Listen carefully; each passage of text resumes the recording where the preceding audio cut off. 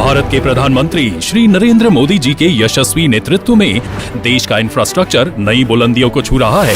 केंद्र सरकार द्वारा विगत 9 वर्षों में राजस्थान में 85,000 करोड़ रुपए निवेश मूल्य की सड़क परियोजनाएं स्वीकृत की गई और राजस्थान का रेलवे बजट 700 करोड़ रुपए प्रति वर्ष से बढ़कर इस वर्ष 9,500 करोड़ रुपए हो गया है।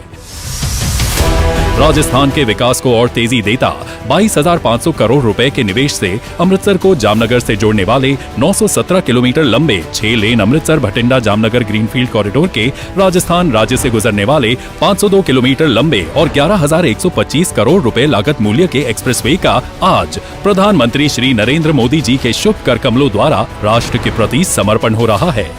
इसके निर्माण से अमृतसर से जामनगर के बीच की यात्रा का समय 23 घंटे से 12.5 घंटे रह जाएगा, जिसमें यात्रियों के लिए 25 विश्व स्तर के वे साइड अमेनिटीज स्थापित की जा रही हैं। पीएम गति शक्ति मिशन अंतर्गत ये गलियारा 7 बंदरगाहों, 9 प्रमुख हवाई अड्डों या रक्षा हवाई पट्टियों तथा 2 मल्टी मोडल लॉजिस्टिक पार्क के साथ साथ देश की पंजाब, राजस्थान और गुजरात स्थित 3 प्रमुख रिफाइनरी को जोड़ता है।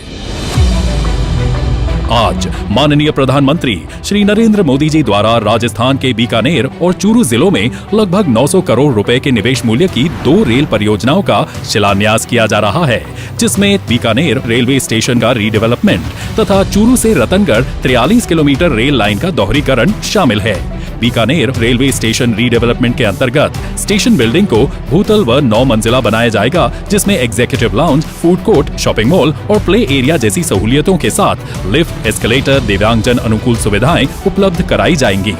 चूरू से रतनगढ़ रेल लाइन के दोहरीकरण से बीकानेर, हिसार और डेगाना की कनेक्टिविटी को मजबूती मिलेगी। इस दिशा में ये सड़क और रेल परियोजनाएं राजस्थान के आर्थिक सामाजिक परिवेश को अधिक समृद्ध करेंगी।